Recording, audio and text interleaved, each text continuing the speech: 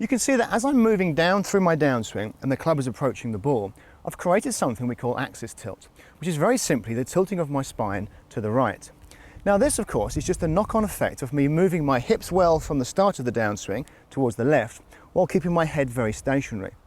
The benefits of creating this alignment are, well, first of all, that the club is now moving in at the ball from a much shallower angle than it would otherwise be if I didn't move in the correct sequence. It also means if I'm tilting to the right very slightly, I've now got room enough to swing my hands, my arms and the club in at the ball from the inside path. So with the club swinging from the inside path, I'm going to get a much more powerful contact on the ball and a much more square-on contact.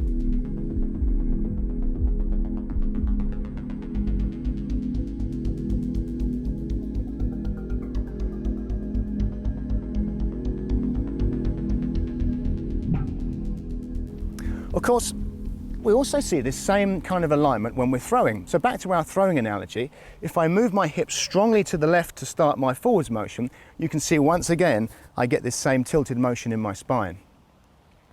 If I didn't get this correct sequence of motion, and let's say I allowed my head to move forwards in front of my hips and my spine is tilted incorrectly to the left, well, now the club's going to be moving down much steeper at the ball and chopping down.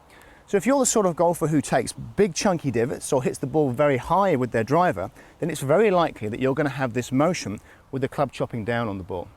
To create this axis tilt that we need at impact, we need to just make sure that we're moving our hips well in the downswing and we're keeping our head steady. This is not something that we'd want to artificially work on by leaning back during the swing.